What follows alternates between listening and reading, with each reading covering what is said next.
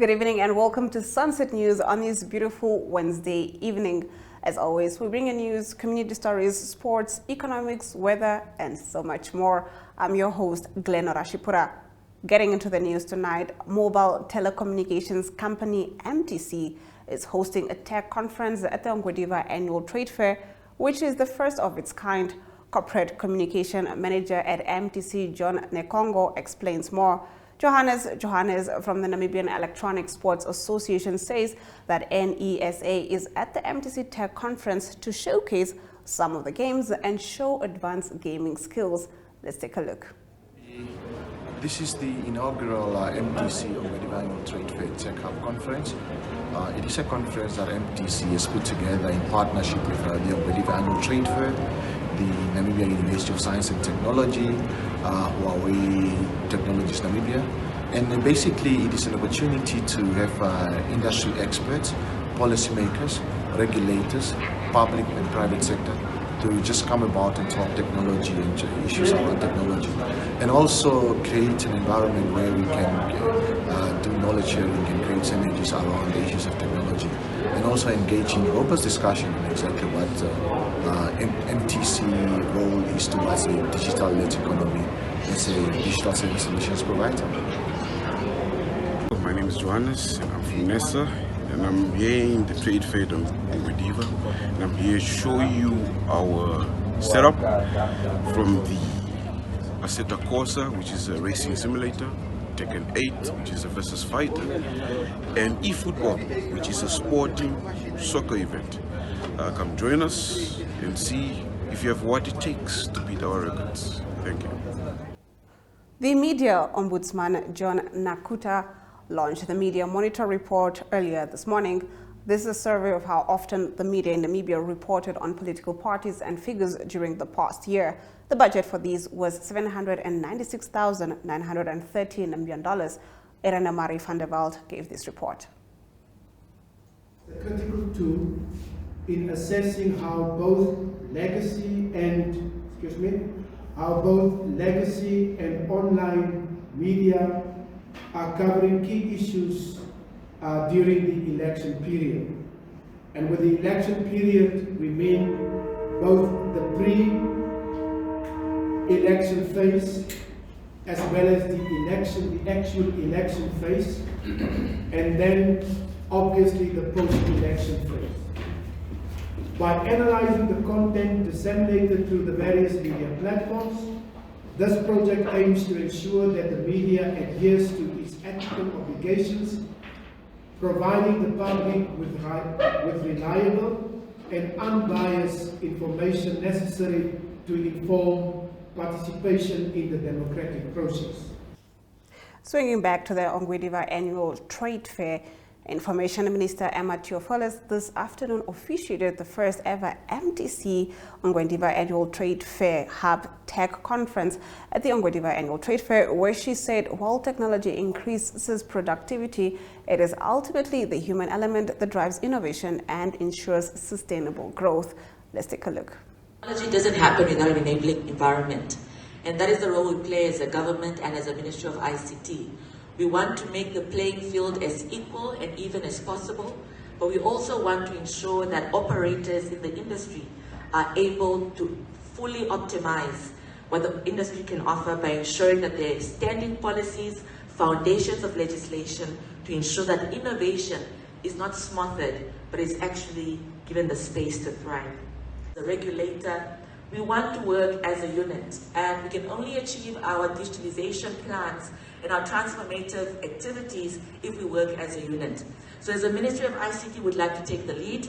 We are actually earmarking a place as an ICT hub in Windhoek. We are already looking at a piece of land where every single person can actually plug in to boost innovation, to boost technological advancement, to ensure that Namibia truly becomes that institution and country that is not left behind where that is concerned. Getting into our next story, the Namibian National Teachers Union held its 12th National Congress in Swakopmund earlier today. The union also launched its training academy, Nantu CPD Training Academy. Minister of Education, Arts and Culture Esther Anangi Pondoka shares more. Precious Ngutonapo was there and gave this video. We are gathered here to embark on a transformative journey in our commitment to excellence in education.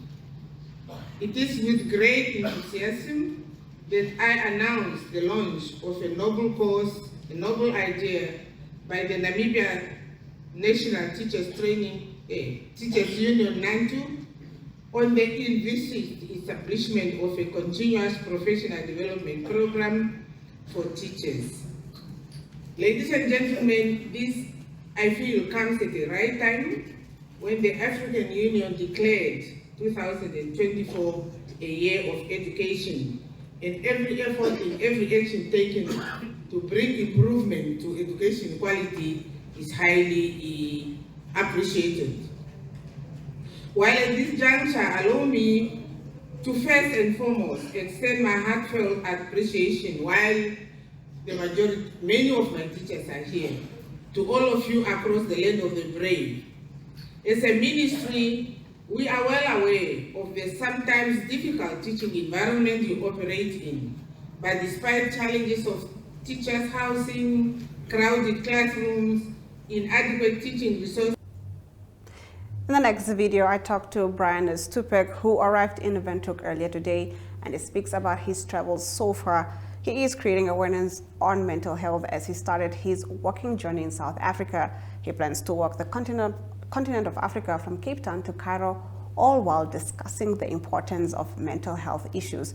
Yolanda Nell was there and gave this report. I'm here with Brian, who just made his way into the capital city, and he plans to trek all the way on foot to Tunisia. Good afternoon. How are you? I'm good. It's been a long couple of days, but I'm excited to be in Windhoek. Yeah, how's Windhoek feeling? How's the general feel? How do you feel?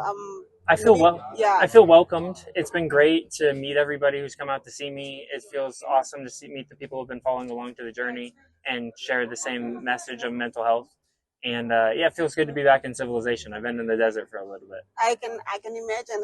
And for some people that don't know where you started, where did you start? And I started in Cape Town, and I've walked. Today is the 48th day, and then I've got here, and I have like 2 years left to get to Tunisia. 2 years left to get to Tunisia. Yes. Wow, that's amazing. So where does your journey go from here? I will go up to Otjiwarongo. Otjiwarongo. There. Yeah. and then we're gonna go west through the Etosha, and then up through Angola, Democratic Republic of Congo, Nigeria, then along the western side of Africa. Well, we are so excited to, follow you on your journey, and thank you for doing something so remarkable, so brave and historic.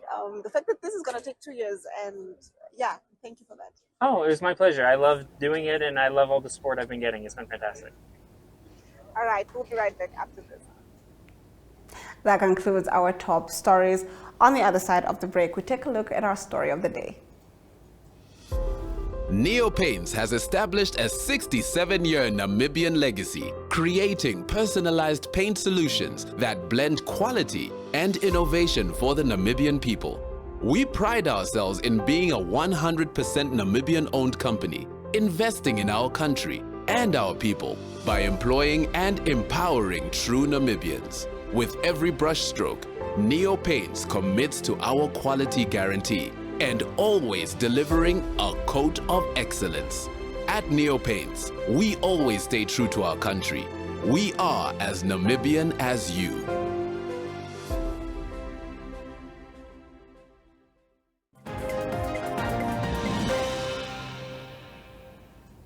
Getting into our story of the day, James Nupé, Green Hydrogen Commissioner, earlier this morning gave an update on Namibia's green hydrogen projects. Jemima Beekers was there and gave this video.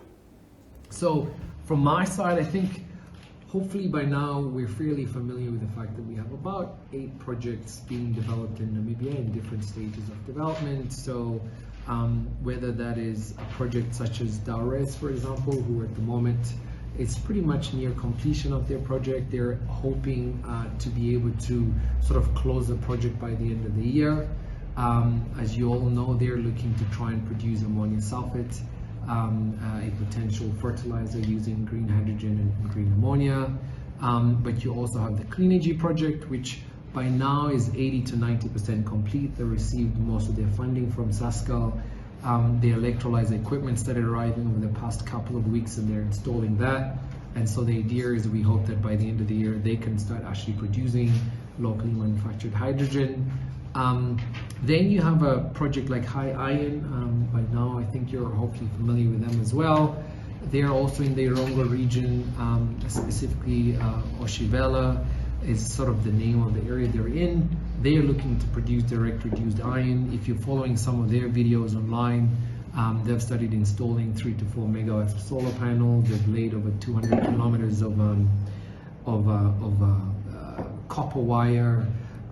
Their furnace, so sort of, which is a kiln, it's a horizontal kiln, not a vertical one, has been now dispatched from Germany. It's being shipped here. It should be arriving here on the 10th of September. If the seas and the logistics are sort of kind to us, obviously that's sort of the first of its kind in the world. On the other side of the break, we take a look at our community talk.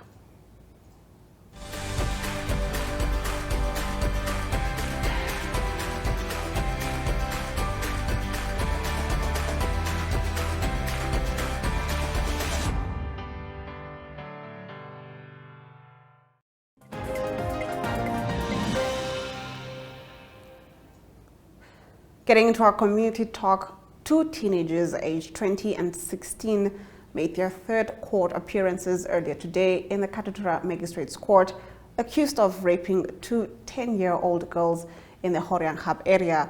The incident was initially reported by the girls to Monica Imanga, the founder of a local soup kitchen they occasionally visited.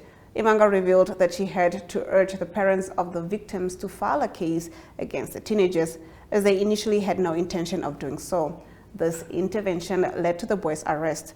In a video statement, Imanga expressed her hope that the boys will be held accountable for their alleged actions. Aurelia Afrikaner was there and gave this report. My name is Monica Imanga. I'm the founder of Home of Good Hope. Because today we had a march. We were marching to Katutura Court because of 2 of our minor children at the soup kitchen and also from the settlement of Korechab were raped. So now for me as a mother, as a grandmother, and also as a caretaker, I felt like I cannot keep silent because of GBV that is going on. So we were here at the court today to find out as to how it's going on today, but then the case has been postponed up to till the 14th of November. So therefore we are going back home, and then on the 14th of November 2024 we're gonna be here again. 2 girls. I know out there are a lot of girls that are being raped, but because of the family, that's one thing that really makes me angry. The family are keeping quiet about these things. So maybe with this, please, mothers, fathers, come out and stop the violence.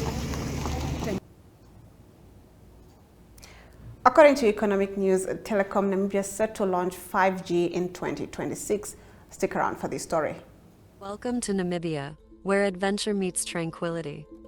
With Enjoy, you have access to a wide range of accommodations to suit every traveler's taste and budget. Experience the finest dining and hospitality Namibia has to offer. Booking your dream accommodation is just a few clicks away with Enjoy. Join thousands of happy travelers who have trusted Enjoy for their Namibian getaway. Your gateway to unforgettable Namibian adventures.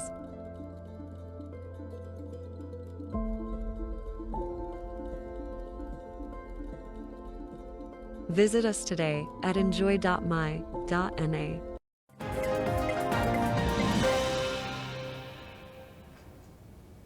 Getting into our economic news, Telecom Namibia says it plans to introduce commercial 5G services in targeted areas by 2026 to deliver faster speed, lower latency, and enhanced capacity. The telecommunications operator CEO Stanley Shanipanda said the company is set to begin trial deployments in Oshadonjupa and Omaheke region in 2025. complying with CRAN requirements as a precursor to full-scale 5G rollout. He further explained that the company is currently upgrading its core network infrastructure to support the new technology, with the upgrading of its existing infrastructure to 4G and 4.5G networks to ensure seamless connectivity for customers.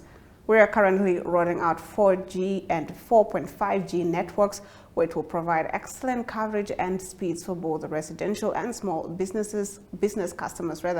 While 5G is primarily designed for industrial applications, 4G and 4.5G will be more than sufficient for most everyday needs, he said.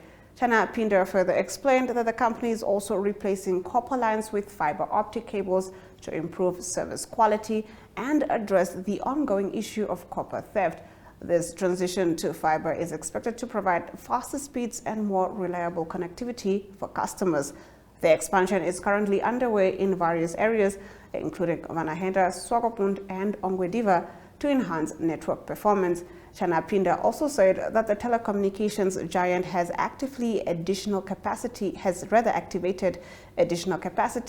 on the recently inaugurated Equino submarine cable. This investment, he said, will provide the company with the necessary bandwidth to support the growing demand for data services. That concludes our economic news. Let's take a look at our financial indicators. The Namibian dollar trades against the British pound at 23.41, against the euro at 19.74, against the US dollar at 17.77. 2 Namibian dollars and 49 cents gets you 1 Chinese yuan. On the commodities market, all major commodities went down, with Brent crude oil trading at 1.47%, going for $78 and 58 cents per barrel. In international news, Russian-born Telegram boss Pavel Durov, French judge to decide next step in probe. We expand on this after the break.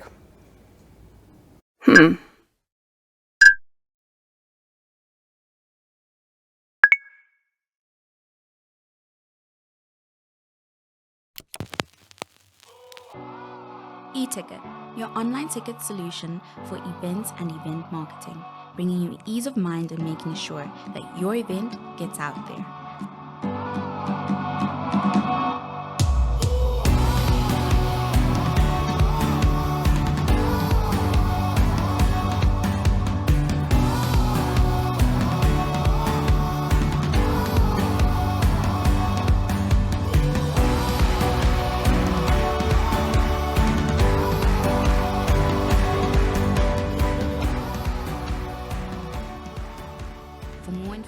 Contact events@nhh.com.na.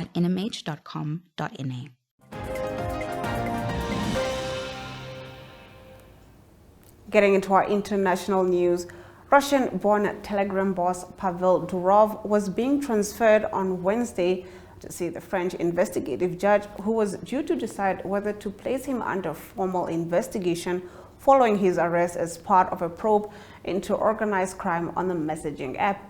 A judicial source said Durov's detention as he landed in Paris on a private jet on Saturday has put the spotlight on the criminal liability of app providers and fueled debate on where freedom of speech ends and enforcement of the law begins.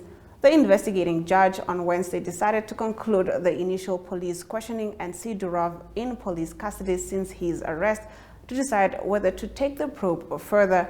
Being placed under formal investigation in France does not imply guilt or necessarily lead to trial, but indicates that judges consider there is enough to the case to proceed with the probe.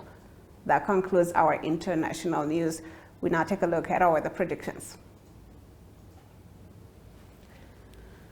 The capital city can expect a minimum of 11 degrees Celsius and a maximum of 27 degrees Celsius with sunny weather conditions, while Katiba Mulilo can expect a minimum of 17 degrees Celsius and a maximum of 36 degrees Celsius, also with sunny weather conditions.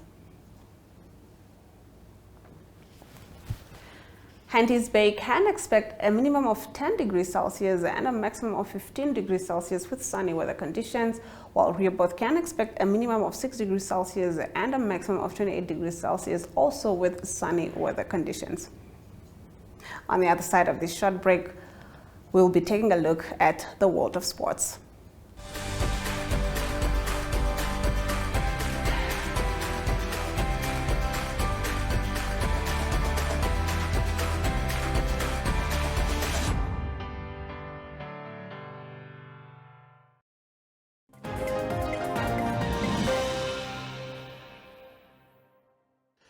This is Sport Wrap on Sunset News, bringing you the latest in local sport. The Desert Ice Challenge T20 Awards, held at the Nedbank headquarters, celebrated the standout performances of both senior and junior cricketers from the tournament. The event recognized the dedication and talent displayed by players across various categories. Lofty Eaton dominated the awards, earning the title of Best Batsman with 771 runs and Best Batting Figures for his explosive 226 of 79 balls. Now, Eaton also claimed the prestigious Player of the Series award, amassing 2,767 points. Ethan, you just won yourself the Impact Player of the League award. Vertel ons net bietjie, hoe jong is jy en hoe voel jy om hierdie award vir jouself te wen? Ek word nou 15 en nou 14. Ek voel eintlik baie goed dat ek die award dan gekry het, maar dit is alles wat my span het my gehelp en gedruk het om uit te kom. Okay, en hoe het jy die seisoen geniet met die groot manne en hoe het jy met hulle gemingel en wat alles het jy geleer wat jy voel jy kan voorvat met jou cricket? Ek het nogals baie met hulle geleer, want hulle het vir my baie gesê hoe om te bul, waar om te bul. Hulle was net 'n bietjie moeilik om mee te praat omdat hulle in die ander tale is, maar ons het daarmee deurgekom. Okay, en hoe het jy jouself geniet om met die groot manne te speel? Hulle was baie lekker. Dit was nogals baie moeilik geweest, maar ons het nogals 'n paar wickets gevat en van die manne wat kan bat was nogals baie moeilik. Okay, en as ons praat van cricket in die toekoms, is dit iets wat jy wil opvat as 'n professionele sport of is dit net iets wat jy vir nou net vir jouself mee wil besig hou? Nee, ek wil myself baie erg druk om eendag professioneel te wil gaan speel. As ons praat van idols in cricket, het jy enige idols wat jy op 'n video opkyk en wie jou inspire? Ja, Bolt van New Zealand as 'n bowler en Virat Kohli as 'n batsman van India. Okay, dis reg, baie dankie. Dankie. What does this mean for you and how much did you enjoy the season grabbing all these 3 awards? What did you make of the season and where do you feel like you can still maybe improve for next season? Yeah, look, I think I enjoyed it specifically because I don't get to mingle a lot with the club players and youngsters since we're busy with the national team quite a lot. I think that was particularly good for me. Find your roots again where you love the game and everything. And coming back for next year, I just think we just got to be better for longer in the tournament because we had our moments, but we weren't just good enough for the duration of the tournament. Okay, well, if I have to ask you for the viewers that are watching from home, for the kids that are watching at home, I mean, we did get some youth boys that got some awards here today as well. What words do you have? What words of encouragement do you have to say to them in encouraging them to join the league, maybe, or take part? Yeah, look, always the biggest thing for me is have fun. Everything what you do in life, you have to have fun to enjoy it. So, basically, just come out, have fun. Be with your friends, be with people you get to learn or grow and learn as cricketers and human beings. I think that's especially one thing in cricket where you can be 13 years old and you mingle with 25-year-olds and everyone. So you get a bit of life lessons out of it. And I think that's fundamentally valuable for young players coming into the game and just basically just in life as well. It's fundamental, so yeah. Okay, thank you, Lovely. Thank you.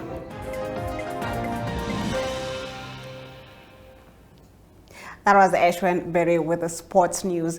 And on that note, we've come to the end of the broadcast. Do make sure you join Sunset News on Facebook, on all the NMH platforms on weekdays, as well as on our website, 102.com. Sunset News screens on DSTV channel 285 and GoTV channel 25, Monday to Thursdays from 7:30 p.m. to 8 p.m. I am Glenora Shipura, and this has been Sunset News. Don't end your day without us.